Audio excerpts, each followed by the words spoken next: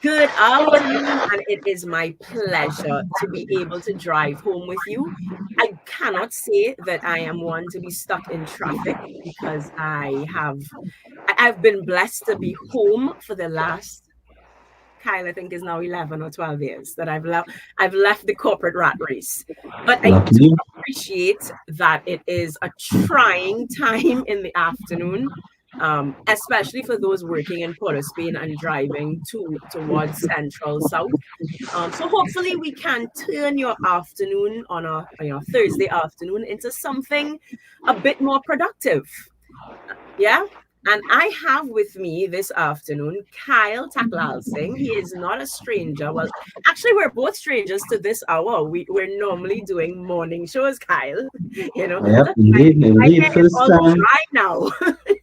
First time on drive time. I remember as a sixth former, almost every afternoon I would listen to one or two on evenings, to the drive. Those days were with Sprang and Anil, and I think eventually was Skippy at some point, and now it's you. Yes, and now it's me. And well, Yeah, now it's me and you because you're here. So, well, so you're no longer doing the listening, you're doing the talking. You're graduating, pleasure, Kyle. pleasure, Right. So, I pleasure. mean, I looked at the newspaper yesterday. I didn't look at today's one yet. Um, but oh gosh, you see now I pulled up my phone, but now there are ads. But it's just I actually made a post about it because there are a lot of people that talk about you cannot listen to the news anymore. It's not good for your mental health. You just see murder after murder after murder. It doesn't seem positive at all. But then there's also the other side where I say to people, well, you can't just put your head in the sand and think positive thoughts and have positive affirmations and hope everything go away. So we do have to find a balance between being informed and I mean the little girl in Maruga, 5 years old, being shot in her face. I think if I remember the story correctly, she was shot multiple times in her face. I mean that is the murders. We talk about them becoming more gruesome. We talk about them daylight, whenever, whoever, however. It's almost becoming normalized that we're seeing little children being murdered. No one cares anymore that, well, someone's holding their child. It doesn't matter anymore. Because I certainly I know of the 2-year old that was in Diego Martin. That was like so close by. In fact, I knew someone who was in the car. The guy was hired to drive. Poor thing. So you just more and more and more you hear of children. Um, the story in Big Yard. I would have grown up in Big Yard, and my aunts would have told this. I mean, the blood of the little girl. Gosh, I can't remember her name right now, but she would have been in Form One, about Form 1 or 2, and her blood passed by my home. My aunts, and they still live there, and the blood was in the drain, being washed down. And so the crime is I feel out of control. And then my post was, there was just a mix of emotions because there is a sadness over the loss of young life. There's a frustration with the dengue situation. A father of 5 died.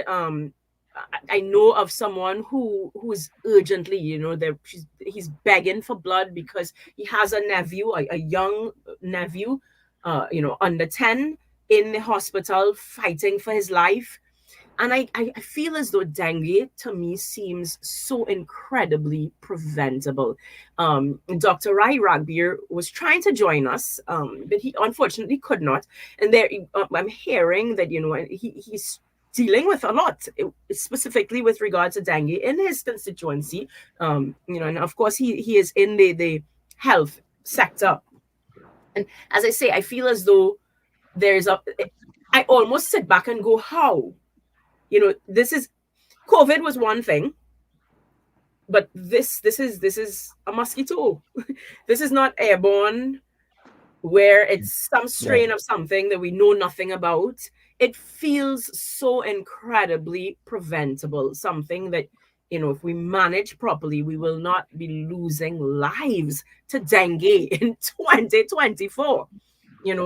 And then there is what to me feels like an irritation. So I spoke about sadness, frustration, or disbelief, and then there's sheer irritation. I have to admit, and I don't want the show to be about pounding any one party or pounding any one politician.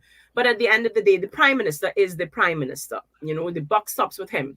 And so for him to just casually say, listen, it's not going to cost us millions of dollars to change the coat of arms.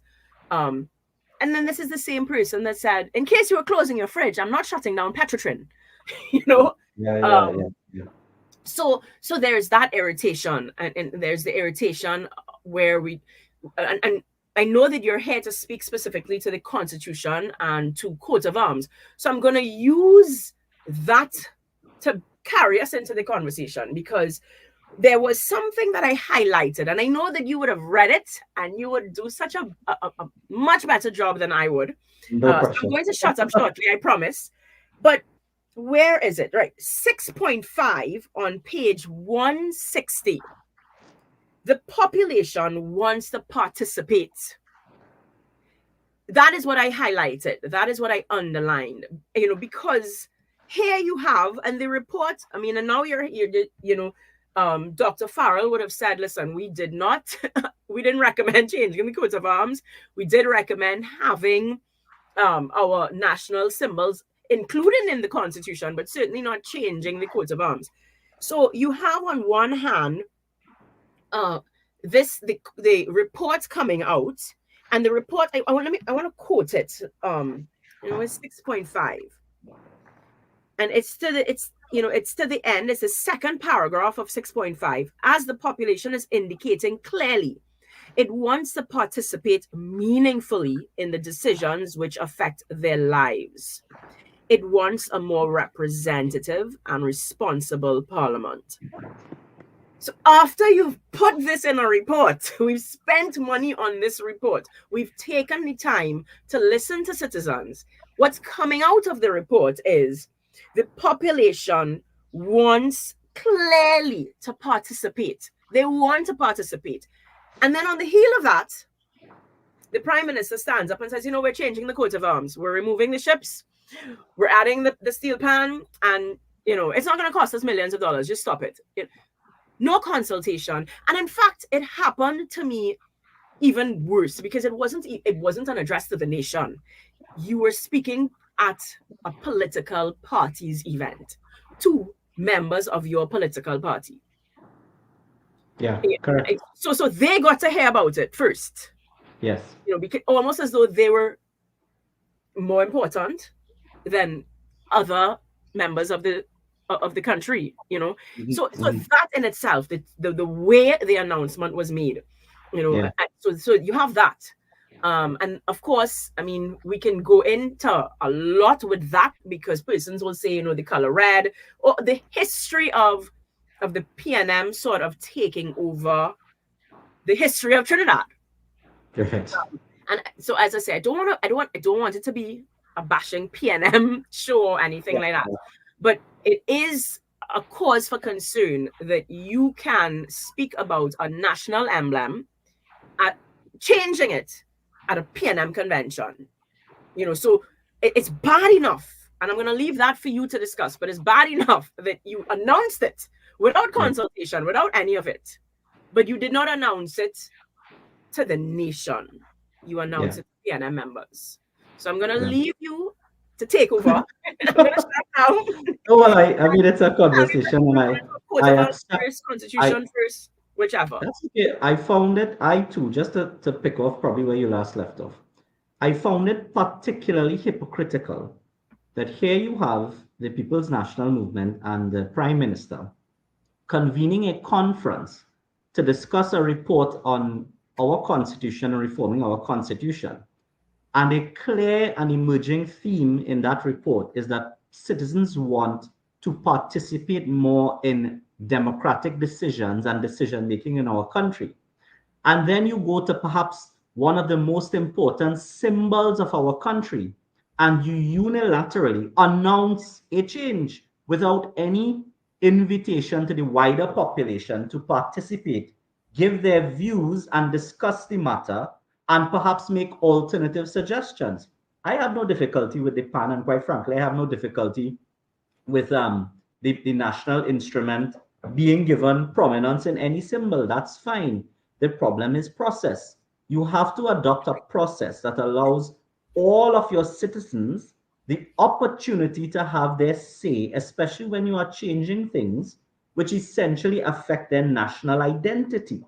And then the reasoning I saw that the prime minister gave subsequent to it, I think is not good. He talks about, historicity and whether or not this is a more appropriate historical, those things, historians say that history is essentially morally neutral.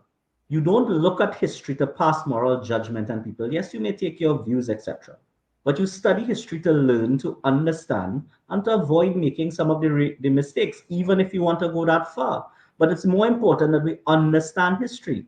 Now, one could understand why those ships were included on the coat of arms by a real historian, Dr. Eric Williams at the time. He was the prime minister. He was a historian. He was an Oxford historian, or Cambridge, Oxford, I believe it was, yes. He was a historian, so he understood it. And let's be real, the Christopher Columbus, for whatever you want to say about him subsequently and genocide, etc., it is the crossing of the sea with those ships that was a watershed moment, not only in Trinidad's history, but in world history, because that was the time when the East Hemisphere was connected with the West Hemisphere. It was one of the first times, right, that you had emerging trade. And yes, it meant conquest, but throughout human history, there have been conquests and cultures. In fact, Thomas Sowell, a modern philosopher and economist, he has a book called Conquest and Cultures, where he traces the development of history and the progression of human advancement through conquest. Because when one territory conquers another, they actually bring with it technology and their superior technology and ways, etc. And this is what happens when the Romans conquered Britain. And Britain advanced very quickly because it adopted Roman technology and thinking and philosophy. And that's why Britain outstripped Scotland later on. So just for a little history lesson, right? These things are included in historical symbols because there was a purpose. Yes, you want to replace it. No one is saying don't replace it, but it's the process that's important. There may very well be a view, a perfectly legitimate view by other members of the society that want to say that, well, there may be a better symbol than PAN to put there. They may have their own views.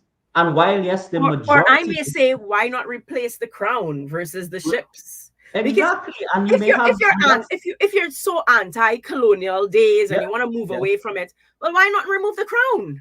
Well, the coat of arms itself is a colonial relic. Coat of arms is really something that families and ancient medieval families and things, they had their own personal coat of arms. And then, well, obviously, it developed the territories and that sort of thing. So, I don't get the removing of a symbol to demolish colonialism. Colonialism is a fact of our history. It took place. Nothing we can do in the modern era can erase colonialism or erase the evils of colonialism. It can't. When you replace a symbol now, it has to be that there is a consensus among the population. There's a real reason that you're doing it because it more closely aligns and symbolizes perhaps the modern context and your modern identity as a citizen of Trinidad and Tobago. But there may very well be a few people who don't want to identify PAN as part of their culture. And that's a perfectly legitimate view. It might be of a minority, but guess what? Democracy does not only mean majority prevailing over minority. It also means while respecting the views of the majority, you must protect the interests of the minority and also respect their views. That is a democracy. You can't have the majority of persons always running roughshod over the rights of the minority or the views of the minority. That isn't how a democracy works. You have to respect everyone's rights. So in terms of this whole change of symbol or symbolic gesture, let's put it like that, I do think that the process was bad. I have no strong view either way on the actual change. I would like to think about it. I may wish to do a little research on it and maybe apply my brain and see, well, look, can I find a better symbol, or is that the symbol that should be replaced, etc.? Is there a whole other design? And people are allowed to do that, but you can't do that when you act in this sort of authoritarian way. You show up at your party conference, mistaking it as a national forum, because it's a party conference, it's not a national forum, and announcing such an important change to a symbol by which all of us identify as citizens. So I thought that was absolutely wrong and horrific on the part of the Prime Minister. And he should really pull back that step and have proper consultation and put it out. Why not? I remember one time for something, they held a competition where, you could submit, have a, let's what we have many talented artists and historians in Trinidad and Tobago. Why not they get together and say, look, Prime Minister, what about this proposal or that proposal? It may very well be even better than a simple replacement of the ship to the coat of arms. The second thing is, as we're on the constitution issue of participation, you're absolutely right. Again, the major theme that emerges from that document that we call the We the People, as is entitled, is exactly that. It is a document purportedly on behalf of we the people, empowering people to participate in decisions and to influence their national affairs, which hopefully bring a better quality of life for them. And there are several proposals in the draft report, or the report, which say that. One of those, of course, is the bringing into being of a referenda. They've recommended that, look, legislation can be passed so that certain questions can be answered by way of referenda. I'm not a great fan of referendum. I'm not a great fan of it, because I do believe that participatory democracy is important. Yeah. Explain to me, break that down. Because there would be a lot of legal jargon in the report, and what we hope to do today is so that the average human being on the street will understand very clearly some of the recommendations. Sure. So one of the proposals that the committee proposes is to introduce legislation that brings into being referendum. So what does that mean? Essentially, everyone knows or should know what a referendum is. You go to the people and let every single person have the opportunity, well, those over 18, to vote on an issue that affects the country. So for example, I do believe that if we are to change the Privy Council to the Caribbean Court of Justice, that should be done by way of a referendum. It means that the government will have to put on a ballot for people to go and vote whether or not they want to retain the Privy Council or they want to replace it with the CCJ. And one of the more famous referendums that took place in the world was the Brexit referendum, which I think a lot of people know about. The British people went and they voted and they said they wanted to leave the Brexit arrangement, or leave the European Union. Sorry, they termed it Brexit. Yeah. So that is how referendum works. So I do believe there is a place for it. I don't believe in an over-reliance on referendum. So for instance, if you wanted to adopt some very complicated economic measure, we aren't all economists out there. I would like people like Valmiki Arjun to tell me, we have some economists in the UNC, Mr. Tanko. I would like to hear his views. Or I would like to hear the views of Mr. Imbert, who is the Minister of Finance. I don't necessarily want to hear every single citizen's view on it, because it's a highly technical area. If they want to do, I will say the bail amendment. Bail amendment is when also you something speak to that's that.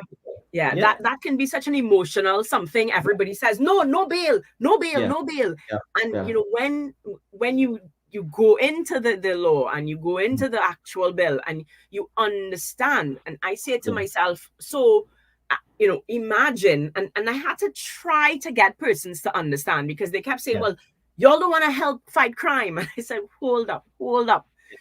Just think about this for a moment, how far this can go, and really understand it.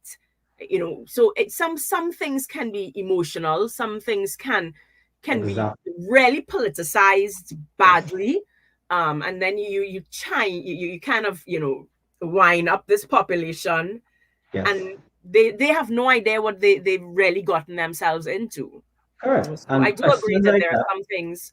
Agreed. Questions like that should be answered by representative democracy, meaning that we have an election, we vote for people, who we think best represents us. They go into parliament, they acquaint themselves with the issues, they come and they consult us, and then they take decisions. It could be a party decision, in relation to certain policy. And that's how a democracy, a representative democracy works. Referendum is really what you call direct democracy. You go straight to the people on a question. And it has its place for major, major, major questions, earth-shattering and shifting questions.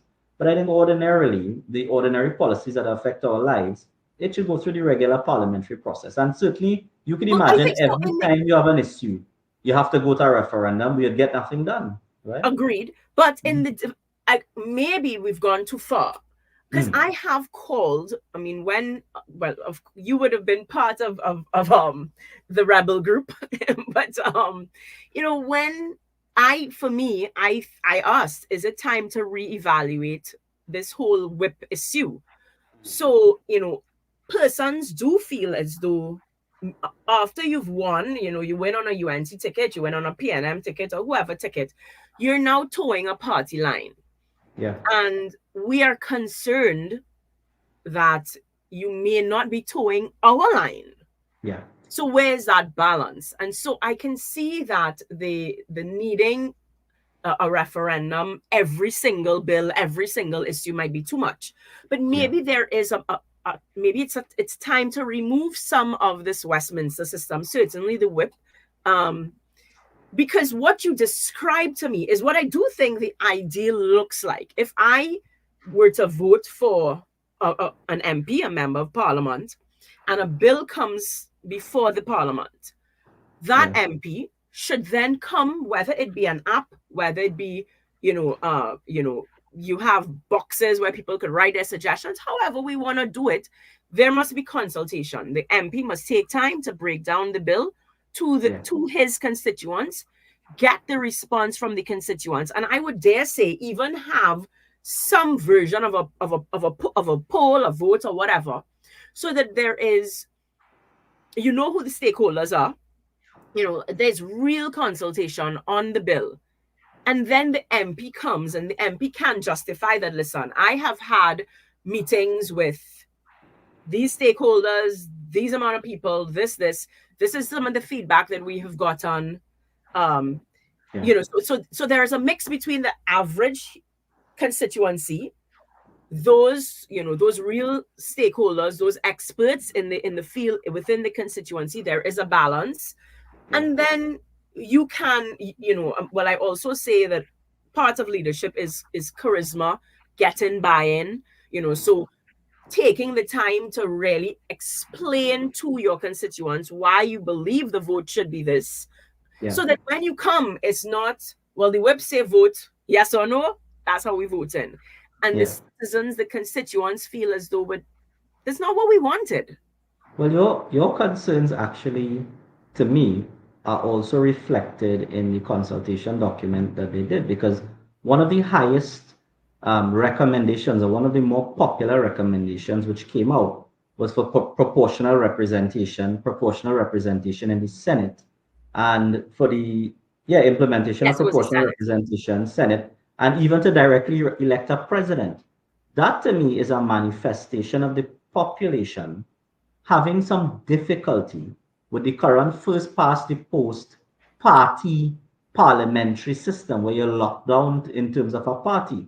Clearly there are people who believe that other parties or other interests should be allowed to directly participate in parliamentary proceedings.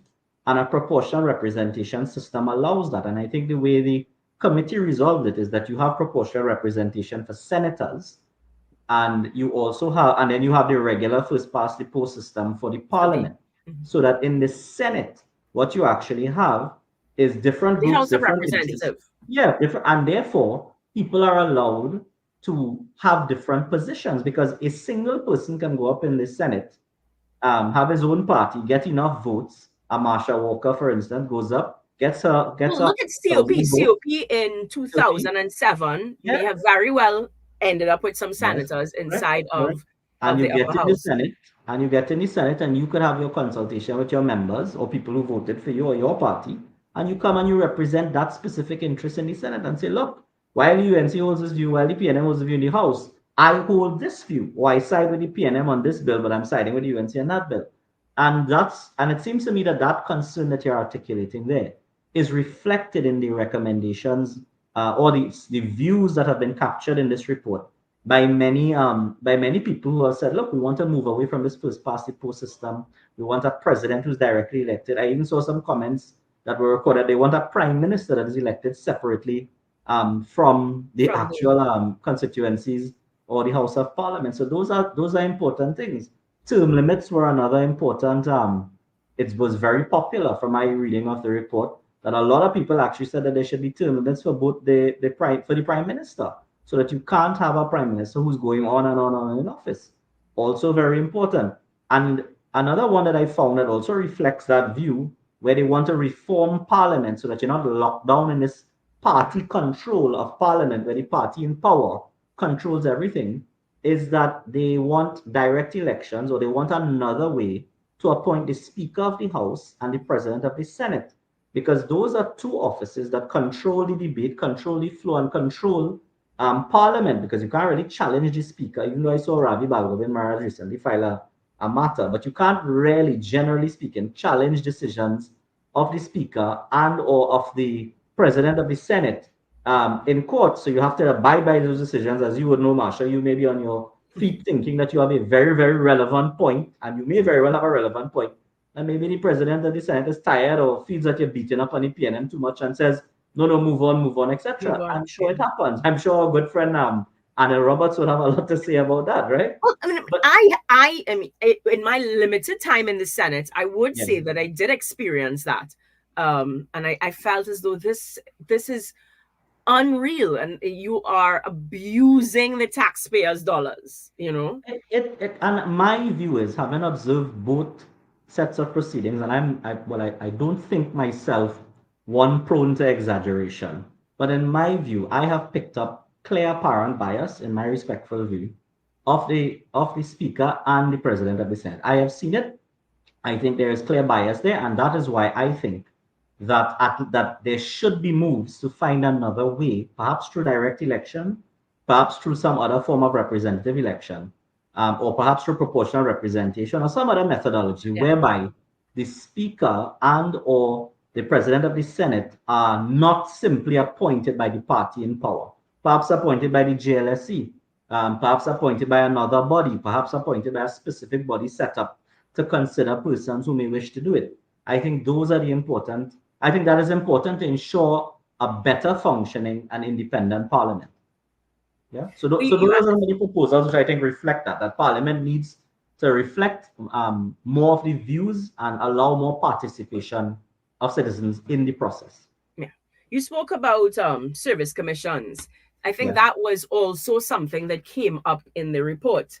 It was. Again, trying to take away it seems as though, and this is something that it has been coming up, right? You know, are these institutions truly independent?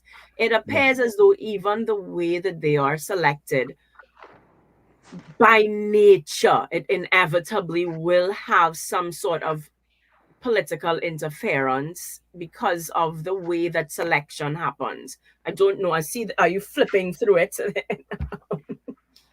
Yes, so there was a lot of consideration of the different service commissions. You have the Police Service Commission, the Public Service Commission, Teaching Service Commission.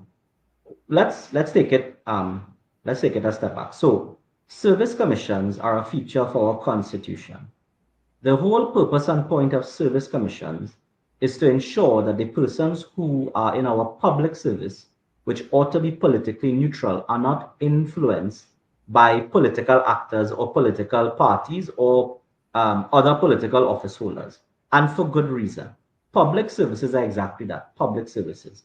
They are meant to be equal and to all citizens and accessible to all citizens. So you want to, what you call, insulate it from political interference.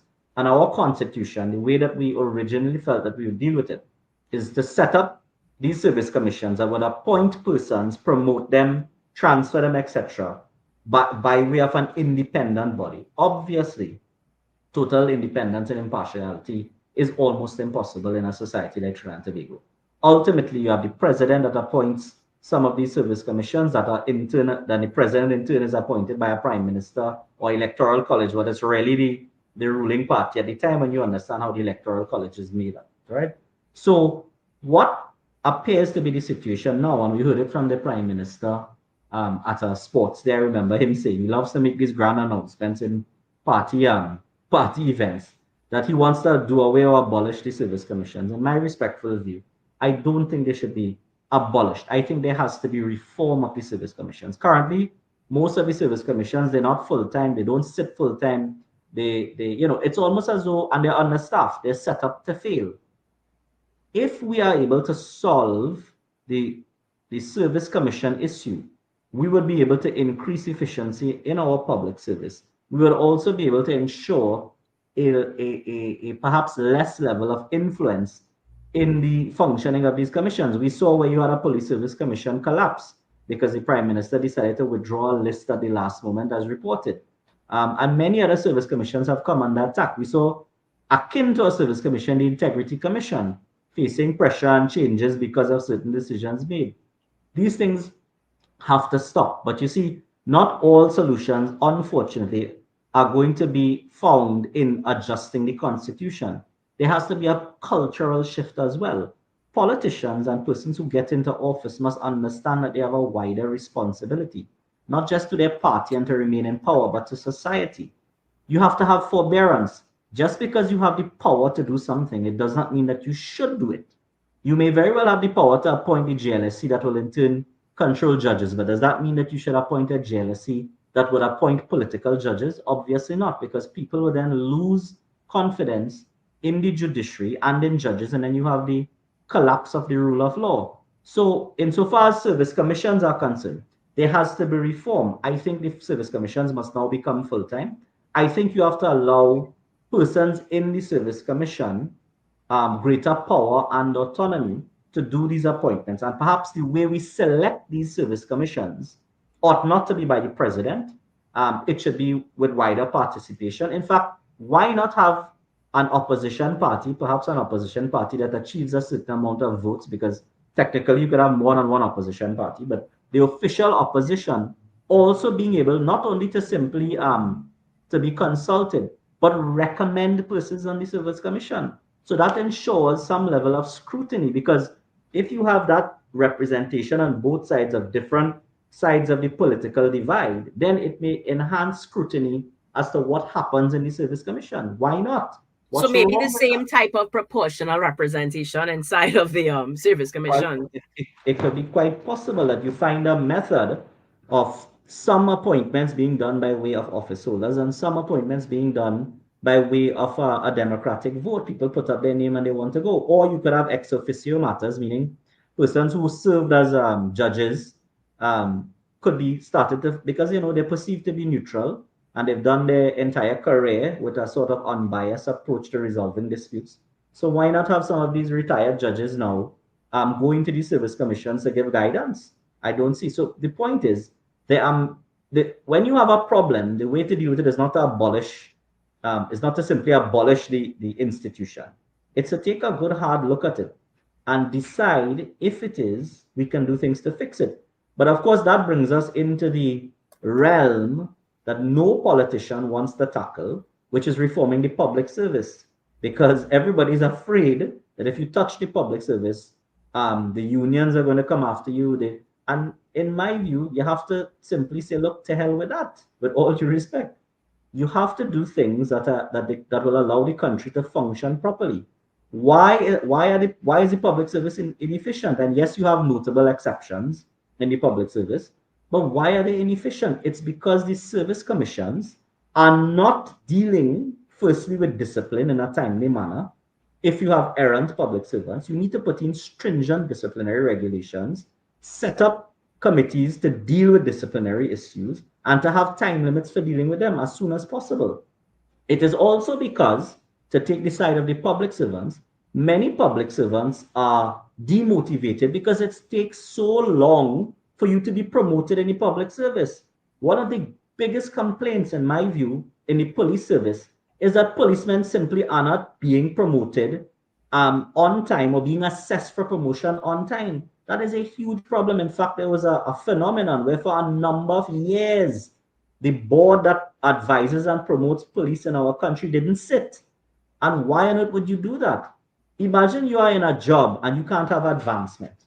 You are there as a police officer, risking your life every day, fighting the worst elements in society, and also dealing with, sometimes traumatic situations that you have to go into. It could be as simple as a domestic violence dispute to something far greater, but that takes a psychological toll on you to deal with that.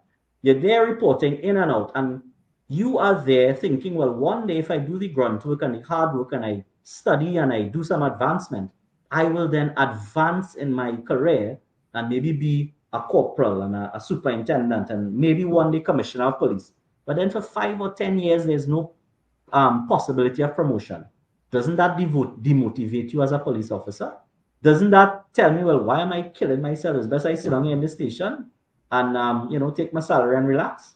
These are the kind of problems that you have to solve. And the Public Service Commission and the Service Commissions and the Police Service Commission aren't dealing with this because it's either they are under-resourced, they don't have the will, or they're simply inefficient. We need to treat with this, and we need to do it in a meaningful way. And my view, my recommendation is that we revamp these service commissions. We bring in not only public servants, but you are allowed to advertise and bring in professionals, pay them well because you have to attract them, find a different way to appoint service commissions and get them functioning full time.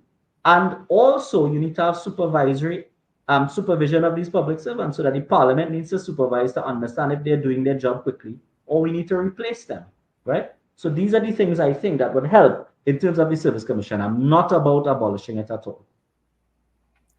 Yeah. You had said something. Okay. Yeah. So I think you answered that actually. So Trinidad and Tobago has reached the stage where half measures are no longer sensible. That was same 6.4. Yeah. Where do we begin? Okay. Let me pull back a little bit.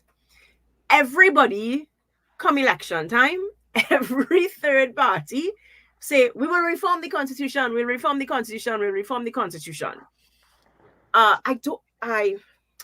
I think I did not send it to you, but That's in okay. the constitution, yeah, section majority. Yeah, but The not special special majority. majority. No, it's not special majority. I'm going to find it. I argue with this. I argue with people all the time about it. Page 53, section 54. I'm going to send it to you right away. It's Do you in have your your report. phone there? I have your report here, 53. Okay. So this is Yeah. not the constitution. This is not the report. This is the actual constitution. Oh, sorry, I don't have that in front of me, but I Okay. tell me this section. Yes. So section 54. And it is, how do I read this, Kyle? Section 54, 3, Yeah. D. Changes to the constitution, is that you? Yeah. Yes. I actually, if you check your phone, I just sent you a Right. screenshot of it. So essentially, the constitution has different sections.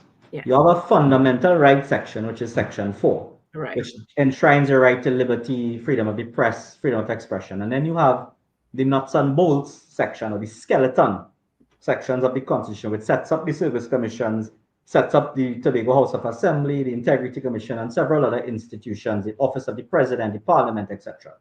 There are two changes that you can make as lawmakers. You can pass legislation that is inconsistent with the Constitution rights, and you need a special majority in Parliament to get that done, right? But in order to change other parts of the Constitution, such as changing the service commissions, etc., you need two-thirds. Well, this says here 3/4, 3/4. Sorry, 3/4. I apologize. 2/3, yeah, 3/4, right? And therefore, 2/3 is a special majority. Yes, special is 3/5. Right. Right? But yeah. a lot of persons never remember that there's something called a constitutional majority. Yes. Because I hear persons arguing all the time, but UNC had 29 seats. I say, well, no. There are things that you cannot change. There are If you some things that you could, There's and some there are things that some you things that you can't. yeah. Yes. You And could have passed legislation. You could have passed legislation that was inconsistent with certain fundamental rights and other constitutional principles because you had that majority. But to change fundamentally certain things, you could not do it, right? yeah, Because you needed the special majority here the in the House. constitutional majority. Constitutional majority, correct. And then there's a specific majority, I think, for finance as well. And Yeah. that's the point, to bring it back to the politics, that's the point.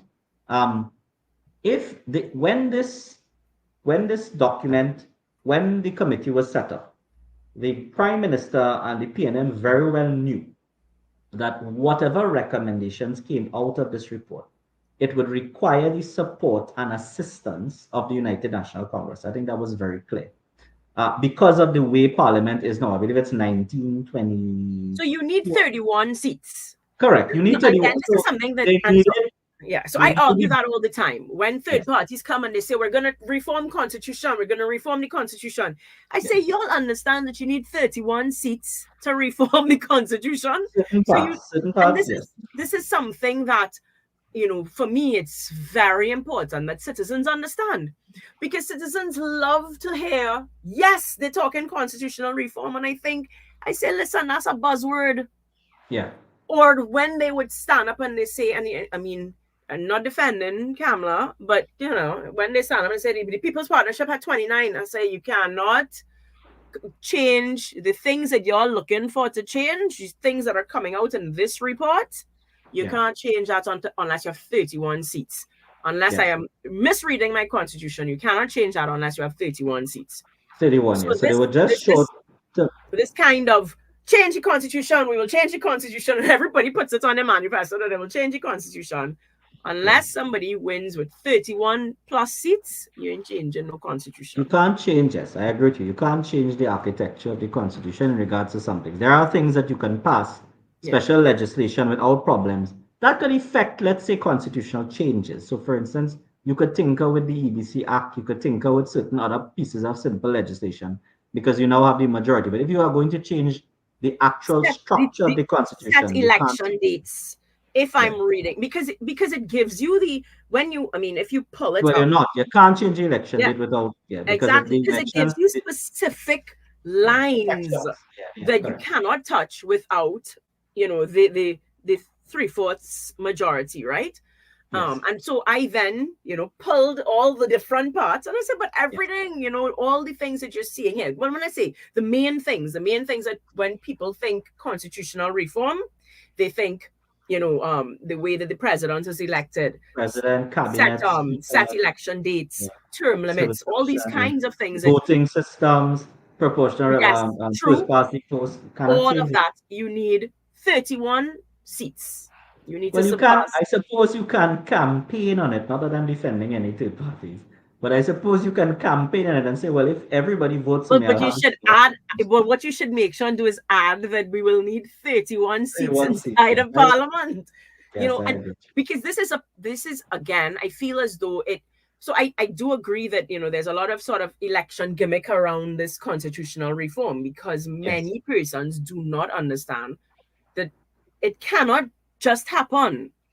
It's not something so easy. My position on that, I do think constitutional reform is important enough that we should speak about it and we should discuss it and we should include it in our, let's say, decision making process at the time of election. I do think it's a very, very important issue because constitutional reform goes to every issue, crime, health, etc. I do Well, think that the if I way quote this from it, report, if I Mhm. quote from the same Yeah, report now, mhm.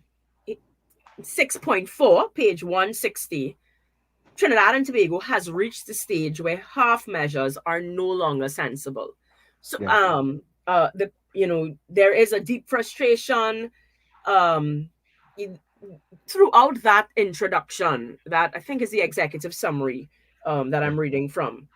yeah. You can see that there is a frustration. Persons want the reform, and which I guess is why you should campaign on it. You have to, and that's my point. How do No we go constitutional change from comes about. how Sorry, you do go we ahead. go, Kyle, from, because Again, in the same summary, there is frustration, there is skepticism, yet another report, yet another consultation. How do we make it happen? Well, I mean, you have the solution. We just have to get 31 seats. 31 seats. You just have to get 31. But Okay. the point is, Okay, so let me when ask we you a get, question then. Why would a government in its second term, in its last year, now ask for a report? Can this, in your respectful, humble opinion, can this really happen? Can we see how long? Let's assume that the opposition was on board with this. Let's be really, really positive. And they're going to get their 31 votes. How fast can these things happen? Because the I report's now suppose it saying that depends. another committee has to be set up, huh? Well, it depends on what you want to achieve. For instance, if we simply wanted to amend the fixed date election, that could be done very quickly if the opposition supported it. And perhaps, I can't see a reasonable objection to a fixed date for election, save and except that it provides a tactical advantage to you when you're in government, which of course is nobody's in not any citizens' interest at all. So why not start with the low-hanging fruit? Start with the fixed date election. Start with maybe electing a speaker of the house. Start with those things. But you see, it would involve a type of political maturity that I'm not sure the prime minister or the People's National Movement have at this point, where they can simply say, I'm willing, or any party. I mean, I'm not targeting anybody. Any political Well, party, I was going it's to a tell very you that difficult technically thing I to give feel a this power. I was going to tell you that I feel as though they no election date benefits the opposition sometimes Everybody, because they say it all the you know, time, it's to election use coming, a to election use a coming. cricket analogy, you don't want to show the batsman what ball you're going to bowl. You might get hit for six, right? So they want to keep this thing in their back pocket as long as possible and announce it when they're ready. But the point is, if you are serious about constitutional reform, then these are the simpler proposals that you can effect and get opposition support for. And if the opposition doesn't want to support it, well, I suppose you come out looking better because you say, look, this is the reform that I want. This is good for the country. Why is the opposition not supporting it? But that isn't the approach that has been taken. The prime minister, fully well knowing, and again, this is not attacking the prime minister. I'm saying prime minister because that is the person or his government that set up the committee. In setting up this committee, you knew that opposition support was required to make even the simplest changes in the constitution. And yet, you have gone out and you've attacked them because the first thing that has come out in relation to the opposition is, well, you didn't participate. And I think that is absolutely wrong. I think that the opposition, the United National Congress, is a party that has progressed constitutionalism in our country. Some of the legislation that we have passed as the UNC has been to enhance constitutional rights. I always talk about the Freedom of Information Act. Anybody who has a challenge, a constitutional challenge, one of the first steps the lawyer advises them to do is to file an FOIA because you need information to launch your constitutional complaint. So, same thing with judicial review. You may wish to challenge the exercise of power by a public authority. It's a fundamental constitutional principle that arbitrary power is wrong, and therefore the Judicial Review Act allows you to challenge it. These are important steps in the progression of constitutional rights that the UNC has promoted and fought for and implemented. So it's wrong to say the UNC is not participating in constitutional reform. If you're talking about this specific exercise, which took place only over, the period of a few months, well, to the back of the report, there are a number of, there's actually recited the people who made contributions. My name is there. I identify as UNC. There are several other persons who made submissions who I identify with as UNC. And therefore, you can't say, because what is a party? It's the people in the party. So don't say that nobody in the UNC or the UNC didn't participate. And then thirdly, the very report cites the Ramada report and builds on it and actually agrees with the Ramada report and recommendations in certain regards, especially with regard to proportional representation. And that was a UNC or a People's Partnership / UNC driven process. So this document does have contributions from the, let's say, intellectual capital or policy of the UNC. So don't say that the UNC has not participated in the process. It's absolutely wrong. And there's no need to be inflammatory. If you want to engage the UNC, engage in a meaningful way. Pick up your pen and paper, write to the opposition leader, send the report, and say, ma'am, this is the report. What proposals in here would you be willing to support? Because we need your votes. Also, what proposals in here, even if you are willing to support them with modifications, tell us the modifications. Let's consider it and let's come to Parliament and pass some meaningful reform that would benefit the lives of ordinary people in Trinidad today. Simple. Simple. Yeah. So you spoke about fixed election dates, and that was low-hanging fruit. And then you actually spoke about, which is, I always say... I feel I know where you're going with this question, but go ahead. Oh, you don't know where I'm going with this question. Okay. Because I always say that I think Keith Rowley is actually a genius politician. Whether he has done well to govern the country, I think he's a good politician. So I thought that your strategy with, calling the low-hanging fruit out, putting the ball in the opposition court was a good suggestion. Except that he's come out, the PNM has come out and said they will not support fixed election date. But they've come out to say it. So they've not, so they've said we don't support proportional representation. We don't support fixed election dates. So well, he's taken. They're not even. They're not even. And it's a historical thing that the PNM does not support proportional representation. I believe one of the reported comments of the late Dr. Williams was that it's a dagger in the heart of the PNM. So that one didn't surprise me. I'm surprised by fixed date election. I don't know who on earth would engage in a genuine way constitutional reform and not expect that one of the proposals in our society that would come back at you like a boomerang is that we want fixed dates for elections. That is something that has always been spoken about. I can't see any political party being serious about constitutional reform and not finding a way to deal with the right of recall. I can't see any serious political party talking about constitutional reform and not be prepared to deal with campaign finance reform, right?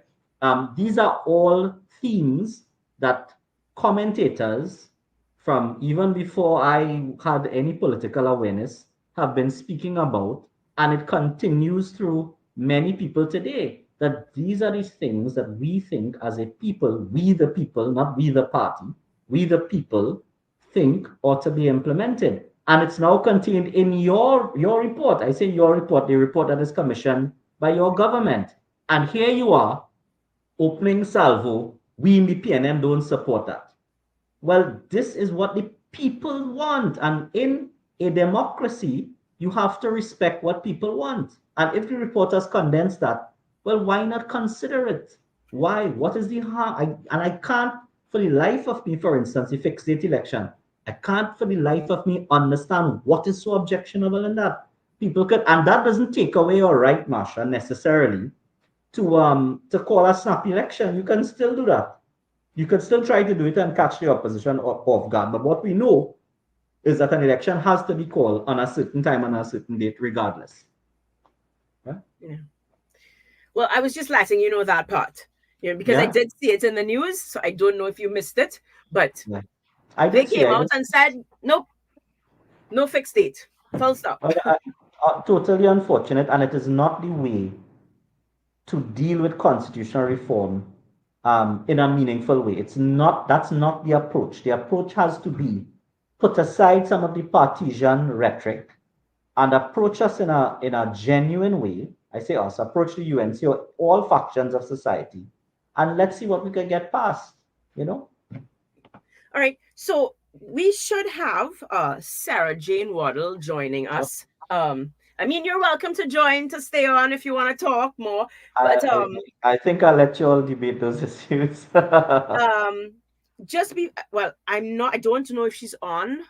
I've sent a message. I can't see it. So I don't know if they have well, first of all, I don't have any earpiece in my ear talking to my producer. So I've sent a message just to find out if she's on. But there was a point, I think, okay, so you've covered it. Is there anything else that you would have? Because, as I said, it's a long document. Mhm. The average citizen will not read through it. Is there anything that you think in particular that we would have missed out I that think you there's wanted one to thing. make sure that There's one. citizens know There's one about? thing that I sure yeah sorry. There's one thing that I found very interesting. I am and I have been an advocate for licensed firearms. That is something I believe in. I don't mean to make it sound that I want to have, a showdown at the OK Corral in Trinidad and Tobago. But I do think citizens are entitled to own firearms to protect themselves. And I do think that in our current state, because the criminal element can so easily access firearms because of our proximity to South America and porous borders, that to give the average citizen a fighting chance, or at least a businessman or someone who is susceptible to be kidnapped or robbed, a fighting chance to defend themselves and their families, they should have access to firearms. The law allows people to apply for a firearm license, and it's up to the discretion of the commissioner of police to grant it.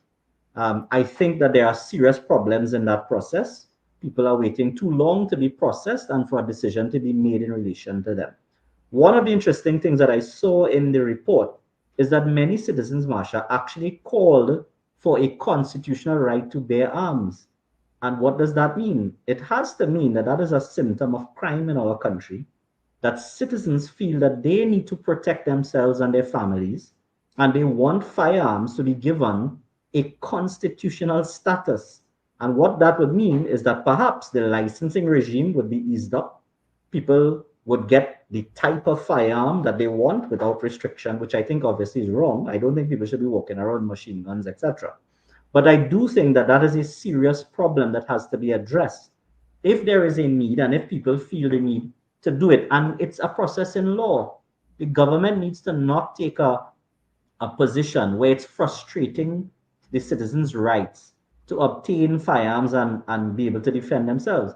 One of my suggestions that I have said, instead of, I hear a lot of people talking about it, talking but not offering solutions.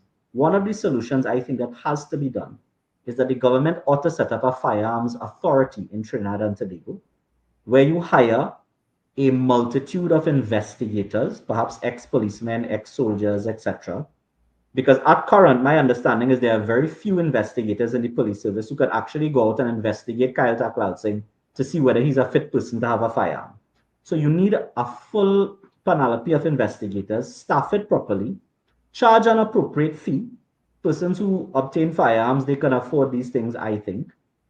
Charge an appropriate fee for it, and process these persons as fast as possible. And processing people doesn't mean giving away firearms. It means assessing whether people are fit, competent, healthy enough to own a firearm and suitable, and then you can have it. And I think if we set up, move it away from the police service, you can have ex-policemen or etc. staff it, and keep the commissioner of police as perhaps the head of the firearm authority with other persons to process applications as fast as possible and to treat with them and even to seize firearms where firearm users are negligent or wrong, and do these investigations. And because I haven't been involved in several firearm litigation where persons' licenses have been suspended. I've won cases like that where people have taken too long. I've won cases where the state had to give a decision and grant firearms, etc. It shouldn't be that litigation is needed to obtain the means to protect yourself. And I found it very interesting that in the document, they recorded, it was sufficient enough that people recorded that they wanted a constitutional right to bear arms, which I disagree with. I don't think we should be given a constitutional right to bear arms, because that would mean that people could use any firearm they want unregulated, almost unregulated, without licenses, without waiting times, etc. And we see the litigation in America with that, right? With the NRA, the National Rifle Authority. I believe the motto is "Take my guns from my cold dead hands." We don't want that kind of culture in Trinidad. But what it means, it's symptomatic of a problem in Trinidad where people really feel the need to acquire these firearms to protect themselves, and with good reason. We see what's happening in society, right? And we've seen instances, many instances, where legal firearm owners have drawn their firearm and been able to protect themselves from the criminal element and their families. And if they didn't have that firearm, the Lord knows what may have befallen them and their families and their loved ones. So I thought that was a very interesting a very interesting plug or a very interesting part of the Constitution, of the document. There is, so you speak about the right to bear arms, but that would require some sort of, or at least, okay, so you spoke to two things: the process to get a firearm now, Yeah. but we also have law where, I mean, someone defends their home. There was a case with a wife using the husband's firearm. So I think that our law may not necessarily encourage persons to think of using, even if they have passed the stage of having a licensed firearm. Can you just spend a few minutes while we wait on Sarah to speak to that law? I mean, and I know that during the I think it was local government, the clip comment, but and I think you actually spoke about it a more sober minded way. How do we change the law so that there is protection? Because as it stands, if I understand it correctly, the criminal has the advantage, and it can actually put the firearm owner in some hot water if Yeah. if they do defend themselves and they do end up shooting, murdering, or I mean, if I just use an example, I mean, okay, let's assume my husband had a firearm and he's taken out in the process. If I pick up the firearm or I shoot, or it's by our bedside. I don't know, but you know, So I could currently, take jail to protect my children. of course, I think we all would. Currently, the self-defense law is governed by common law. And there's a case, R.V. Palmer, which essentially says, ancient English case, which essentially says that you can use force that is reasonable in the circumstances to defend yourself. And that would provide you with a defense to all criminal offenses as long as you're acting in self-defense. So all of those things, as long as you're acting in self-defense, you're fine. What I think has to happen, What is and I reasonable, though, Kyle? so you've hit the nail on the head there, right? There's a lot of case laws of what is reasonable. There's some cases that say you don't have to retreat, you don't have to fire a warning shot, and in fact, there are some cases that say that you can have what you call a preemptory strike if you perceive fear, meaning that without any aggression, if you're convinced, the reasonable person is convinced that your life or your family would be under threat, you can draw first blood, so to speak. Those things are too vague in my view, in my respectful view. And that's where the sobriquet or the quote, stand your ground came in. It is my view that when you come to the house where you are in your household, you're with your family, and there is intrusion, there is nothing like reasonable force. My view is that the self-defense law should be codified, should be put down in statute. We can have a specific act to treat with it. Call it stand your ground, call it self-defense, call it reform of larceny, call it householder protection bill, whatever you want, right? We can make a provision to say that where the scenario is that that you are in your property, your household, and there is an intruder in your house, you as a householder can use any force that you deem necessary to repel a threat. There should be nothing like reasonable force. If you come into my house and my wife and my children or my family is there, I'm sorry, that's the way I feel about it. And I do think that that can be spelled out very clearly. And insofar as the opposition leader or the opposition has spoken about stand your ground law, I support any provision. I can draft it today if they want it and send it. And I've said so. That is fairly, it's not a difficult process. Of course, with amendment, and I don't claim to have all the answers in terms of drafting, and of course, whatever. But it's there, it can be done. I also think that you can adjust the Firearm Act to allow for limited FULs, meaning we don't want people going all about the place with firearms all over the country. And I think that's where the safe zone comment came out of it, right? I do think you can have a limited FUL to keep an FUL in your house that can be used by a wife, a husband, or any other person certified to do so. And what that puts in the mind of a bandit or intruder is that houses may now have firearms lodged there and people who are ready to use it. So they are weighing the risk. The bandit is going to weigh the risk. Do I try to enter this house that may have a firearm that will get me killed? Right? And I think, again, it was I can't remember who did this study, but the study was such that they passed a law, and you can Google it. The study was such that they passed a law in an area in America. And when they passed the law was actually that it was mandatory for householders to have firearms.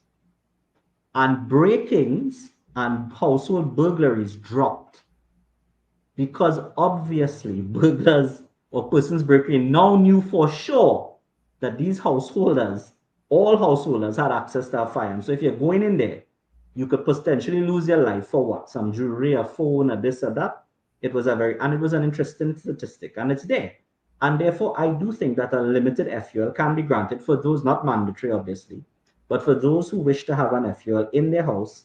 The police can satisfy themselves that it's secured and that persons are there, are trained and competent to use it. And of course, it can't be accessed by children, etc. You have to satisfy. There's risk, but you have to be able to do it, and it's a decision for the household. And I think with those two pieces of legislation, a limited FUL more available to householders, and an adjustment to the self-defense law whereby a householder does not have to worry about the niceties of self-defense law when it comes to protecting themselves. I think it would give bandits and, let's say, persons who want to break in homes something else to think about, so that you will see a drop in home invasions, because that's a particularly bad scourge in our country, right? I am not necessarily a supporter of the average person having a firearm and going in a bar and lime, or going in a fete, or these kind of things. You don't know. You might consume alcohol unwittingly, even possibly, and some conflict happens, and then once a firearm is in play, well, it's lost a life. So I do think there has to be restrictions in the public, but I do believe in the sanctity of your house. Because I actually had, and I didn't want to interrupt you because you were going, but right now, murder, correct me if I'm wrong. Well, I know that we have some amendments to bail and whatnot, but the length of time that a husband who's defending his wife and children will have to wait to defend his decision, to say it was reasonable, it was this, it was that. Yeah. Do they get bail? Can they get bail? It's murder. Someone's dead. They sit in jail waiting for their trial for 20 years. I remember having this discussion with our good friend Anis Rahman, a lawyer who you know, and he said, and he was passionate about it. He said, yeah, when the bandit breaking in, I'm going to print the case of R.V. Palmer from the House of Lords and read it, and then decide if I'm going to kill the bandit. And obviously, I agree with him. Yes, we know that there is a law, but we don't want to have to take the chance. A second could mean a life. And I think once you come into the sanctity of my home, all bets are off. I must have the ability to use any force that I deem fit to protect myself and my family. And you give me that presumption in law. And as they say, a man's house is a man's castle, or a person's house is a person's castle. Let me be gender neutral. That's fine. I'm okay with gender roles. I'm teasing you because I know I'm okay with gender roles. That is going to be a common. So as the law stands right now, just clarify for us. Someone comes into my home and my husband believes that it is his role to lay his life down, and he will go to jail if he has to for his wife and children. If he pulls a firearm or a knife or whatever it is and kills an intruder, as it stands right now, what is that husband's position? Does he have to go to jail and fight for his life? Husband's position is what practically happens, and this is, of course, not really. That's what we want, the practical, not all the airy-fairy. What happens in Trinidad and Tobago as of today? Practically what happens, the police arrive at the scene, they look at where the body is, where the body's positioned, where you shot from, did you need, and they will try to determine, was the force necessary in the circumstances? Was the force used reasonable in the circumstances? Did you, quote unquote, empty the clip? on someone coming in. The normal thing that people talk about is that if someone is coming with a slingshot, right? Are you going to pull out a bazooka, right? No, but where does that leave you if you don't know what the bandit is coming with? You don't know, right? And that's why I think, yes, eventually after a trial, when you are charged with murder, and we know that bail, even though the law now is you can get bail, but getting bail even now, even though there is bail for murder or manslaughter, it's very difficult to get. And then you have to stand surety and put bail and all this nonsense. The position should be that I, as a householder, can use the force that I deem necessary that will clear it up for the police. So unless the police have evidence that I invited somebody in my home to kill them, or that I was malicious, meaning that I knew this person, I tried to kill him in my house, then there's no question of someone being charged or even detained because an intruder came into their homes and they were killed, and the intruder was killed. So Right? as at right now, the bottom line is there is that question still. There is still I the do think, uncertainty that if yes, something happens, yes. because I mean, at the end of the day, I think it's so unreasonable. Am I supposed to wait till he pulls a gun and starts to shoot to then fire back? And you don't, How the do we question is determine what no. is reasonable? And The so, answer is no. You don't have to. But the problem is the way the law is, questions are going to be asked, and you may very well be charged. You may very well be Kyle, I detained. telling you, anytime you're because I know that the prime minister talks about mangoes and all kind of shoppiness and your football in Yeah, my yard and all kind of shoppiness, rubbish, right? But rubbish. you come through my gate, all right, I could wait, but anytime you come through my front door, or if we all hiding in the bedroom door, I telling you Yeah, how it's going to work. That clip pull back, and once you walk through that door, yeah. we ain't waiting to see if it's a butter knife, a slingshot, or a rifle Correct. you have in your hand. From the time you've entered the bedroom door, shot firing. Yeah, Once you reach there, correct. And that's because no one comes into your house. exactly. An intruder doesn't come into your house to, break bread. They come in there to do harm, and you don't know where that situation will end up. That situation, even if it doesn't lead to loss of life, could result in a scenario that would scar you for the rest of your life. So I should be entitled to defend myself and my home. Yeah. All right. Well, Kyle, All right. thank you very, very much. We're Of going to course. go into what should be our second hour. But, you always have such insightful information for us. Guys, don't go Thank you anywhere. very much. Sarah Jane Waddle is up next. Paint. I was painting something last night. I'm seeing paper.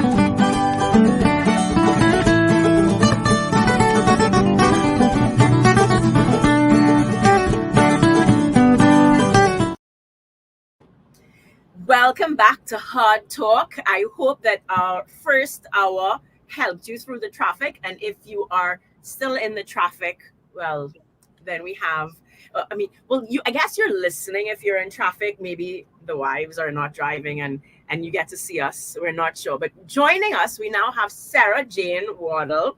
And I don't know if you were listening on, Sarah, but we actually ended. Kyle plugged our gender rules because we were talking firearms. So we were actually, Right. he was speaking about the right to defend yourself if someone comes into your home. And so I kept saying, my husband, because I do, and so he said he spoke husband, and then he said, you know what, let me be gender neutral, and I said, no, that's fine, and so we had a laugh, but it for me just showed right away that very natural example of gender roles. If the husband, the wife, and the children are home, it's sort of like a pecking order. If it's me and the kids, I'm not expecting my children to come and defend me. Similarly, if it's my husband, the wife, and the kids, no one's expecting the wife to be the one to jump and be like, yeah, I'm going to defend the home. There are natural expectations based on our gender of the rules that we play, and that opened the conversation so well. We didn't plan it, because we were talking constitution, we were talking the reform, and the last point that he wanted to raise was the fact that in the report, I don't know if you read it. I did not read the whole thing. It's very long, which is what we wanted to do, sort of break down for those who are not going to sit down and read 300 pages or whatever it is of this report. And what he was saying is that so many people brought the recommendation. They wanted the constitutional right to bear arms. So it obviously says something about where we are as a country. And he was saying he doesn't agree that we should have a right to bear arms, but he definitely thought that, the law as it stands should give us more protection and as it stands right now, if someone comes into our home and it ends in murder where we murder them, we will have to now go to trial. And of course, in Trinidad, that could take 20 years before you can defend yourself to say, I was defending my family. And for a judge and everybody to now say that you exercise the right amount of force. And we both agreed, and I think generally the country agrees, that from the time you open my door and you come into my house, I do not need to ask you why you are here. Unless you were here for dinner, that I invited you to a birthday party or something of the sort, I am allowed to use as much force as I feel. I do not need to wait to see that you have a gun to then say, well, I could use mine. Anytime I'm huddled in my bedroom, and that was where we ended the conversation. If I gather my kids into my room because I see that you're coming, my position, if I am a firearm user, is I'm going to pull it back and have it aimed at you. And from the time you reach that door, I am going to I'm going to be pulling the trigger several times. And I don't think that I have to then, because that's, you're coming into my home. Totally. My kids are with me. And if I have an opportunity, I'm going to. And I don't want to use empty the clip because I know that has been politicized. But it's a right to empty the clip on somebody who has reached all the way to my bedroom door. I think that the reason why this is even a debate, which it should not be, is because, you look at that documentary that came out, What is a Woman? And a lot of people who can't answer what is a woman because so much of our femininity has been erased. And are you hearing my son? He's screaming in the back. That's fine, because I'm hearing my children opening and closing the door. And, we built a fort and we did all kinds of things to ensure that they're quiet for 2 hours. But yeah, so my point is that much in the same way, a lot of what you can ask society, what does it mean to be a man? What does it mean to be masculine? And they actually sometimes have a hard time identifying masculinity and masculine traits. And so, yes, definitely one of them is being a protector. And I mean, it doesn't have to be as extreme as somebody who's banging down your door. It simply could be a case of, let's say y'all are driving. And this to me is something that is a pet peeve of mine that is probably going to be controversial to other people. But there's this overture of men need to be sensitive, men need to be in touch with their emotions, men need to cry more. And I do understand that there is a validity in asking men not to just permanently bottle up their emotions, right? But I think a big part of masculinity is understanding how to channel and control your emotions, and often when to exercise stoicism. So let's say y'all are driving home on the Beetham, you and your husband, or just, a couple is driving home and they are going down the highway and it's a dangerous stretch and they bust a tire and they have to pull over, and this is just reality. We can sit here and pretend to be offended, but the reality of the situation is if you are pulled over on the highway and the Beetham is across the road, it's a scary situation.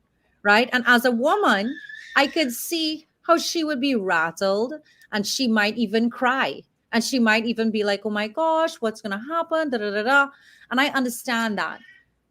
My point is, I do not want to see that is the situation when you call on the man to exercise masculinity, to remain calm, to get out the car, to change the tire, or to call assistance or whatever needs to be done. Right? I am not looking to him in that moment to break down and cry. You understand? Like, I can understand. I can see that you're trying to be politically correct. I know that you've taken a lot of heat to navigate this this example without potholes. You know what I mean? Is what I'm trying to do, because at the end of the day, we live in a world where it's sadly trolls who sit down behind their computers and can basically rewind and replay everything you're saying in real time and pick it apart and try to find a problem, because they don't actually value truth. They don't actually value basic examples. So I'm trying to just tie it up neatly so that you can understand a scenario in which I do not want a man to be completely in touch with his emotions and feeling like it's okay to cry. I want a man to be a man in that moment. And it's the same way if somebody came to my house. I'm sorry, my husband, I love you very much, but I am going upstairs into the bedroom with my child and locking the door, and I'm expecting you to deal with it. And if he makes it through you, then he has to come through me to get to our son. Exactly as you said, there's a pecking order. And too many women have enjoyed the bravery of men and the innovations of men and all of these things that men have done because they are ambitious, because they are strong, and are now turning around to call masculinity toxic. And that's incredibly damaging to our society, because we need more masculinity. You know, taking masculinity from men does not make them better men, it makes them weak men. And weak men are not necessarily good men. Weak men often end up becoming bad men because they end up becoming wicked and petty. These things that they because they are taking on these emotions and these different mindsets of somebody who and they are rejecting their masculinity. And it's the same thing with women. And when women reject masculine femininity, which is a gift given to us by God, those things that they take something like serving others, which is the greatest joy, it to be able to serve someone else, and they turn it into a power dynamic, and they turn it into, now you're being subservient, you're a doormat, but really and truly, for a woman, creating a home, serving her family, these are beautiful things. And instead, they want us to think that making a sandwich for my husband is an incredibly toxic and crazy and archaic thing, but they want you to make coffees every single morning of life in your from your cubicle for your boss, and that's excellent. That's ideal. That's what we should be striving for, where we are putting our boss ahead of our husbands. We should be serving them instead. So there's a lot of things in society that have taken traditional teachings that have worked throughout the generations, and they have really inverted them. And now, because people don't really have this concept of truly what marriage means, what it means to know, to be bonded to a man or a woman intimately and forever, and understand that a lot of these people who are quote unquote man hating feminists, they're not married. A lot of these men who are quote unquote misogynists, they're not married, because if a man has a truly good woman in his life that he's married to, he understands the value that that woman brings to his life, and he would never be on a pedestal hating on women. And the same goes for women. If a feminist or whoever was truly married to a good man who understood her and she understood her value, then she would not even have that would not be a priority for her to be tearing down men. And that's something that should make you very cautious of feminists, is that they all have this in common. A lot of them, especially when you look back at the iconic quote unquote like founding mothers of feminism, they were all treated horribly by men. And I'm not trying to victim shame here. I'm trying to say that those are not people, for better or for worse, that you should be taking advice from on how to regard and treat men, is women that were treated absolutely terribly by men. And those are people that they should be treated with compassion and understanding, but you should not be putting them behind the steering wheel of how your brain decides to go about life, interpret men, react to men, treat men. They should not be the deciding force on that. So I have a huge bone to pick with feminism. I think people know that. I really don't believe in living my life in eternal gratitude to feminism. I recognize that strides were made within the movement, but I think those strides are very much outweighed by the damage that it has done to the nuclear family. And I think that all the fraying of society that we are seeing what you need to do is always trace it back to the origins and reverse engineer it. And a huge part of that is sadly feminism. I mean, one, and I want to make sure, because I've seen the criticisms that persons have dished out. As you say, social media allows everon, People hate me. I didn't even know that. No way. Wow. Really? Sorry, continue. But I mean, I was a single mom, and I think that, my mom said when I was about 5 years old, I said, I don't want to be married. I just want to have a kid. Because I had seen that. I thought my father was, I mean, and I was, 4 brothers, and I'm the only girl. So you can imagine the relationship that I had with my dad. Indeed. But the truth is, my dad was abusive to my mom.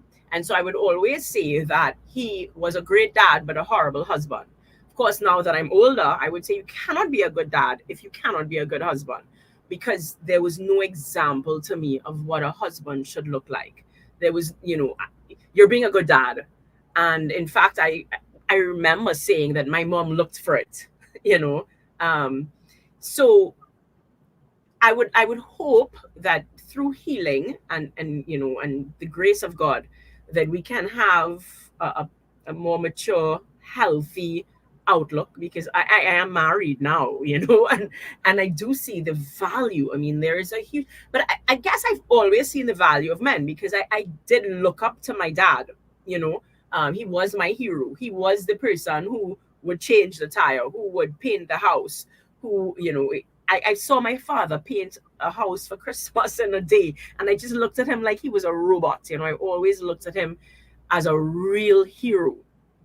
And so something that I've always said, and in fact, we spoke about your show on my show a few weeks ago, where, I said the answer to toxic patriarchy was not feminism.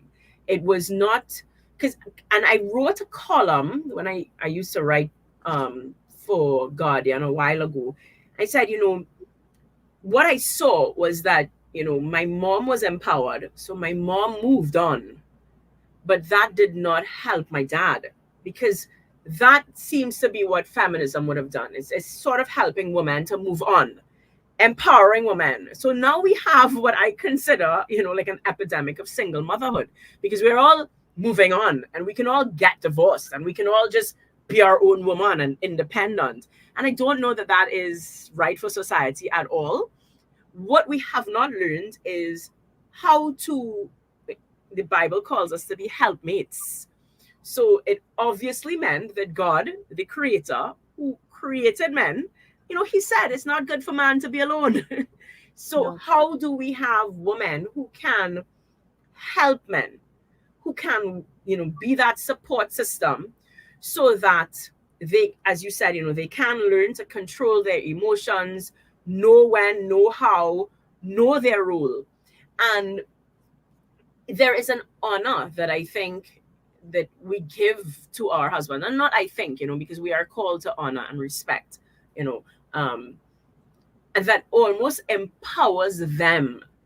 And if they really understood, and if we took the time to hold men accountable, to really help them understand their role, then we would see. And I don't know that it's a majority. I don't know that it was a majority of men being abusive. I think, as with everything, if there is an agenda, you market it, you bring the cases that you need to bring forward to push the agenda that you need to push forward.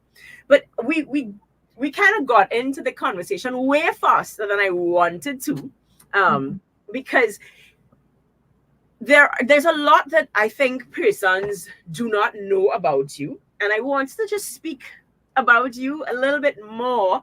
I guess because I do, maybe I see a lot of myself in you. So I see that we have a lot in common, in terms of persons seeing the public side and thinking that they know you. I remember actually speaking, because I speak a lot about gender roles. So it was something that really touched me. It touched a nerve when this whole thing came into the public domain. because it's something I speak about and I'm so passionate about. And I remember saying, well, you have a husband and da, da, da, da. So, one day and I said, do you even know that I was a single mom for 9 years? Like, obviously you did not know that, because you think that you know me. You think that I live a cushy lifestyle, that my husband could pay for everything for me to just stay home and do nothing all day and 9 children. You have no idea that, first of all, I grew up, and I always say I grew up where KFC and Courts don't deliver. On any given day, my mother might have had $40 in her pocket, and that $40 had to stay, because if you had to spend something from it, then, we're in a mess for the whole month. So if we had to go outside and take a taxi and hope that persons are recognizing you and say, oh, look, she goes to my school. And Right. people think that you're waiting for a taxi, but you're not waiting for a taxi because you have no money in your pockets. You're actually timing that drop. Mm-hmm. That's what you're doing. You're timing that drop, right? So, I am not speaking, people just assume that you're speaking from a place of privilege, and that's why you're saying this and this and that. And it's like, you do not know me.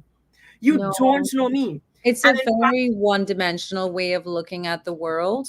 And I think a big symptom of wokeness is just perceiving the world entirely through a lens of power, which is a very communist, Marxist way of thinking. So it's very much like this idea of haves and have-nots. And you look at Jesus says, I'm the way, the truth, and the life. Like, those are what's important is like the way to live your life, following the truth, and living in the light. Like, that's what matters, regardless of what hand you've been dealt. And this like perpetual resentment towards, well, I have this, or I don't have this, they have that, whatever. To me, I see it as you're actually criticizing God's design, because God put you exactly where you're supposed to be and the body you're supposed to be in, with that shade of color of skin you're supposed to have.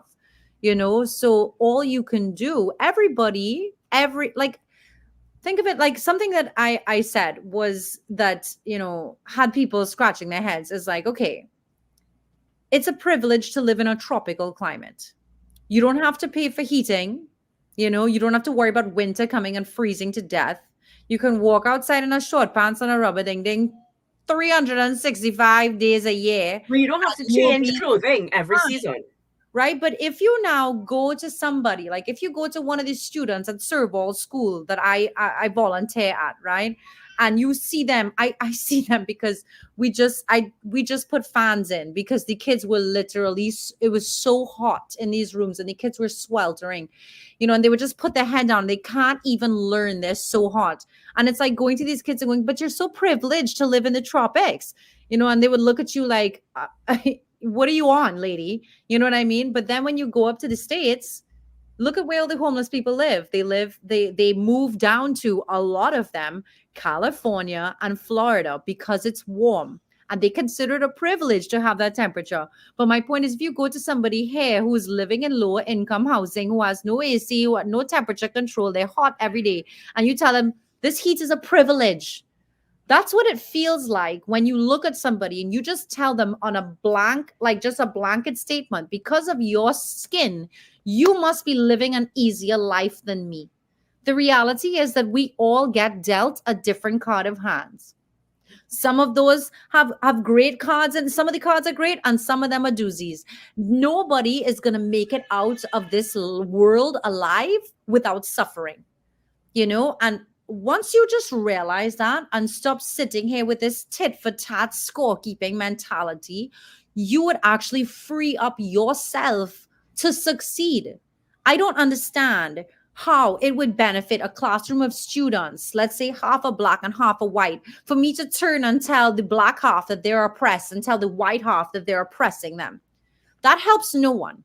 It doesn't help the white students. It doesn't help the black students.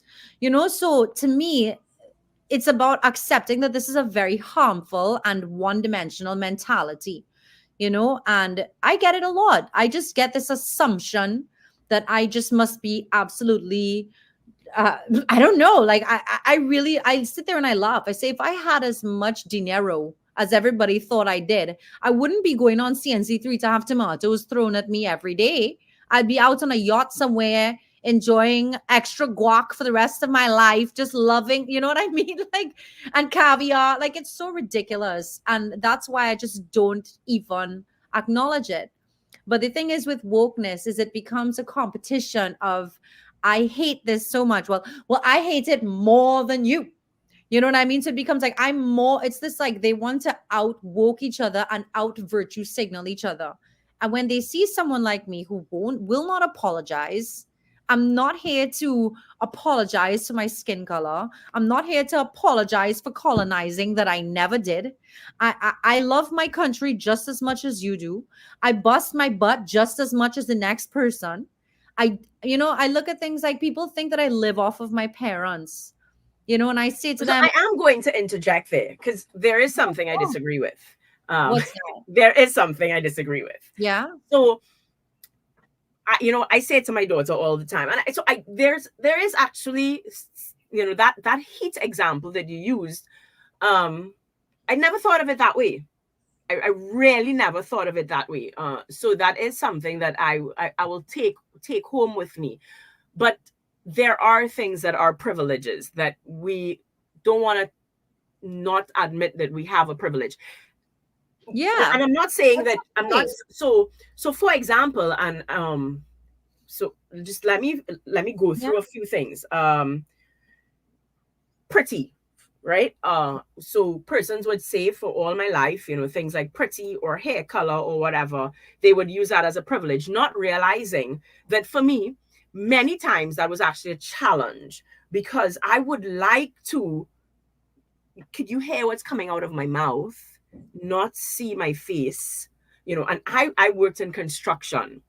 It was so difficult because, well, first of all, I only now wear my hair out and stuff because I'm not in construction anymore. But my hair used to be really tight, no makeup on, in boots, no jewelry, no makeup, no anything, because pretty would not work on a construction site. So what you thought was a privilege was actually something that made my job super difficult because I'm here, and I remember my boss saying, dude, you do not need to know all of that, because I would study the equipment inside out, all the specifications, and he wouldn't need to. And I needed to over time prove that I am more than a pretty face. And, and any promotion that I've ever gotten was because the boss liked me. And it was frustrating because I worked my butt off. I came from Big Yard. So there was, to me, every single one that you could think of, and you just keep putting off my success to, I'm pretty. Yes. You have no idea that I lived with a drug addict. My uncle was a drug addict. You can't put toilet paper out in the bathroom for him to not steal it. If I was going somewhere and I heard a jackhammer, I would say, well, it's not my jackhammer. I'm stopping. And I would say, I remember going, it was home construction at the time. And I said, your jackhammer, your lighting tower, something is going to break down at 2:00 in the morning when you need it. And no other rental company is going to be awake. Nobody's going to be able to deliver it. But I promise you I will answer. That is all I need from you. And every single large customer that I had, and I had Junior Sami and Carillion and all the big companies, and this is a long time ago, but that's what it was. So for me to be delivering equipment at 2:00 in the morning, because, I think they always tested it.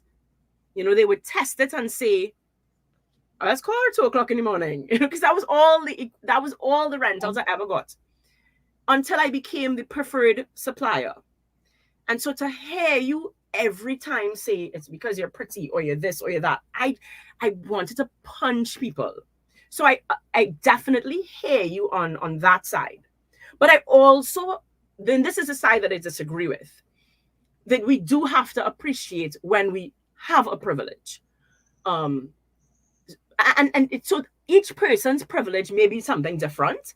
And I'm going to use my daughter because, I guess I can maybe see her privileges sometimes more than she can see it, so I may not see my privileges like I can see hers or whatnot.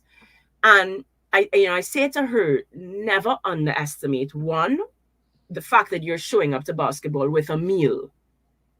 There are children who are showing up without a meal. Never underestimate that you're showing up to basketball having been driven there in air condition. Some are not. That tires you out to even reach there. Never underestimate that you do have two parents at home who can help you with your emotions, who can help you be there for you, who can help you not have to use basketball as some avenue for anger or whatever it is. Never underestimate. There are a lot of things. Now, there are certain things that those other children may actually have as a privilege, right? I'm not taking that away because there are certain things she would say, and I would see that actually may give them the head start. What about her teammate who happens to be 6'1" already? Maybe she didn't get lunch, but she also is head and shoulders taller and has much more athletic ability, let's say. And so that's the difference. And so that's why I said I'm not taking away from the fact that there are children who, would have certain other advantages. But I think it is insensitive to not say that you have a privilege, to not say that you have an advantage. You can speak to the disadvantages that you have. You can speak to the advantages that you have. And similarly, someone else can speak to those advantages, but to not admit that there are advantages. And there are cases, whether we like it or not, where we may have more advantages. And I think that it is inconsiderate to say that, I don't have more advantages. Right. So I'm not advocating for not saying that. I definitely have, I just don't, first of all, I will say on a personal level, whether or not I should feel this way, I don't like the word privilege. Right. Something about the word so privilege. I change it to advantages. No, it's fine, but it's very aristocratic, and it implies that it's unearned. And really and truly, I just see it as blessings. It's a blessing. God blessed you with this, and God blessed you with that. And my point is, I don't think it's about ignoring them. I think it's simply about understanding that all we can do when it comes to the blessings or privileges that we have been given is work towards being someone who deserves them. Work to be worthy of the privileges that you have and be grateful. That's all you can encourage your daughter to do, is say, honey, I just want you to be aware of the fact that you're going to basketball with a full belly and you're not sweating, dying in the back of the car every time we pull up. Just that alone, I just want you to be aware that not everybody has that, and make sure that you're a worthy person for those blessings. And that's all you can do. But to sit here and fixate on it in a way that is poisonous to our society, that fosters resentment and enables us to look at people who have more blessings than us with anger, and makes people who do not have these quote unquote privileges, allows them to feel this rush of a high because they're victims. Victims are very dangerous to society because victims believe that they are entitled to something. 10 years ago, 12 years ago, when I was in university, I was taking a course called victimology. I had no idea, right, how relevant it would be. And I so enjoyed the class so much that I think of every course I took in college, for some reason, I really decided I was going to take perfect notes on this class and organize it. Like, I just really let my OCD freak flag fly. And then when I was graduating from school, I said, oh gosh, you know what? I'm going to keep this notebook. I did such a good job with my notes in this class. And I cannot tell you how invaluable my notes from victimology have become 10 years later, because you can see these same patterns. And I'll never forget when my teacher said, listen, at the end of the day, we must show compassion for victims. We must try to understand what they're going through, but we must also understand that by continuing to empower victims, by feeding that sense of victimhood, you are potentially unleashing a danger on society because victims feel like they are owed something. And that is what we are dealing with now, where people feel like they're owed something, and it allows them to do outlandish things. So when we look at what's going on with all of this drama with the coat of arms, that is a very serious thing. And at the outset of my commentary on this, I would like to just separate what I'm about to say from our prime minister. This is not about him, purposely about him, or purposely not about him, or a criticism or a praise of nothing. We're just discussing the issue. I want to isolate the issue of what they are attempting to do and just discuss how preposterous it is on its head. And I'm not talking about this from a financial standpoint of how much it's going to cost. I'm talking about the fact that on July 31st, 1498, Columbus, on his third voyage, discovered this country. He discovered this country. He saw 3 peaks. You know, you can still go to Moruga Beach and see, you know, and like this is our, like, this is such a pivotal point in our history that is being erased because of election pandering. And that's a very serious thing. We should not allow the whims of one person or one government to be able to erase something that is our history. Our history is not a perfect package of pink ponies and sparkles. There's dark sides of it. There's scary aspects to it. There's things that hurt us as a nation to look upon. But no one person has a right to erase something that is literally our creation point, to take that out of the story. That's like taking Bethlehem out of Jesus. You know what I mean? It's so insane to me that the level of hubris that it would take to remove a symbol of our creation from our coat of arms is very disturbing to me. And it also shows that the only reason they think this is okay is because this sense of victimhood that is permeating the land. And this is simply an empty gesture that would cost the government hundreds of millions of dollars, would actually not do anything for anyone. It is not an actual form of reparations. And on top of it, I mean, Marsha, you can correct me if I'm wrong. I don't personally know anybody who was victimized by the Pinta and the Santa Maria and whatever, you know, who was victimized by these ships, you know. And it's if we don't know where we came from, we don't know where we're heading, you know. And it's a lot of it is people not understanding our rights are given to us by God and not by the government. Our human dignity is very much given to us by God. And that is a way in which all of us are equal. It's the only way, in fact, that all of us are equal. We are not equal. You and I are not equal at all.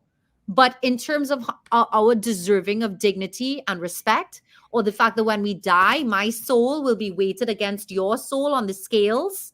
Yes, we both have one soul, but in every other way, we are not equal. And to say that is to erase all of our differences. And that's the struggle that we're going through with gender roles right now. We are retraining people to think that gender roles are oppressive and it's restrictive and it's old-fashioned, when really it's a structure that plays on our qualifications, our inherent qualifications as man and woman, that allows us to succeed. What was your degree in, Marsha? You went to university? I did not finish my degree. Oh, God. Not. As I asked it, I was like, God, you're so presumptuous, Sarah. You don't know. No. That's okay. I did not. I actually, and I guess that's why. That is why I can see both sides, I guess, because I agree that you cannot go through life feeling as though you are owed anything, right? I definitely agree with that. But I stand by, yes, I also agree with the way. So, Jesse is always made to understand and to be so thankful to God. I did, as a politician, I said it, it might be political suicide, but I don't have an issue necessarily with nepotism or favor. First of all, I think it's quite, hypocritical when somebody says that, this minister get this person job because it's their mother or their brother or whatever. I said, all of y'all let's pick up your phone and say, hey, my son just graduates, I could get a job. So let's stop being hypocritical. And you see favor throughout the Bible. So I do not think that it is something that, I think it's something biblical. God bestows favor upon persons, right? And you are to be grateful for it. You are to be very thankful for it. But I do not think that you should pretend that you didn't get it. I don't think that you should dismiss it. I think you should make sure that it's front and center at all times that I do have this favor. No, but this is why you need meritocracy, Marsha. You just need literally, this is my resume. I'm qualified. I've done a great job. I've learned all the equipment specs for you. Blah, blah, blah, blah, blah. This is why meritocracy never fails. I get an understanding. There is a place for meritocracy, but I'm going to be real. My husband owns a company and our girls will have first shot. Because he owns the company, of course. Right. So then that isn't meritocracy. Doing that if you so then that isn't meritocracy. So children. That isn't meritocracy. And so that's what I'm saying. Well, that's family lineage. That's different to a public system, a spoil system where you have politicians coming in and it's a big trough and everybody. Right. That's different. That's the public purse and whatnot. I was just saying, when I say things like that as a politician, I know that persons could take that the wrong way. Because you're a politician, so when I say things like I don't have a problem. You're right in terms of, we're using the public purse and whatnot. But even in that situation, we're kind of going into politics here. But even in that situation, let's assume I was the Minister of Housing or whatever, or I'm going to make a plug for Faris. It's a big if. It might be a big if we needed those buildings and if it was the right buildings and if it was really saving the country all the money and everything, I don't have a problem with it. Big ifs.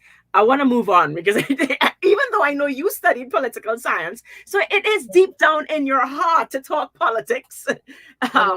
We were talking the constitutional reform, and in reading it, this point came up and I actually circled it and put SJ next to it. And so you going into the coat of arms actually lends itself well to that. And we only have about 5 more minutes. So I'm going to read it really quickly.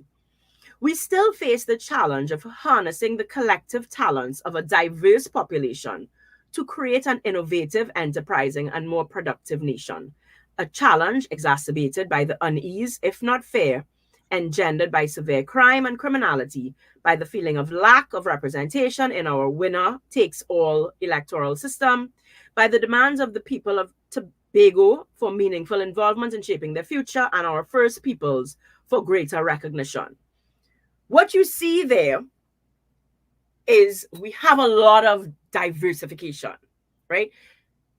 Well, and I've said it. I said, at the end of the day, whether we could talk about Christopher Columbus and genocide, and we could paint him in all sorts of different lights. The reality is, there are a group of persons in Trinidad who will be able to trace their ancestry back to that voyage, right? And we cannot pretend that they do not exist. We cannot hate them. And so I do appreciate when you speak about, that the hate that can be fostered. And what we seem to have struggled with is finding a way. And we talk about it, but I'm not seeing it actually happening. We are a rainbow people, and we've not seemed to find a way to truly live in harmony without, as you say, hating on one group of persons for some perceived advantage or privilege, and I can say on the other side, I've walked both sides. So I tell, I've argued with the politicians or persons on social media when they say them pests, and you will, you stereotype from a certain area because I've grown up in that area, and so when I read the line that we just have not found a way to harness the collective talents of a diverse population, that line struck out at me. I and as I say, I put it in a line to read for Not gonna Sarah like, you Jean. have to say, well, I don't know why. I mean, okay, I'll tell you this. There are a lot of things that we are there as we're watching We wokeness. have to wrap up. So I Right. know I've just thrown that out at you. So in like 30 seconds. I know. Okay. Well, wokeness is like one of, to me, America's scariest and most detrimental exports. And in the church of wokeness, diversity is like everybody falls at the altar.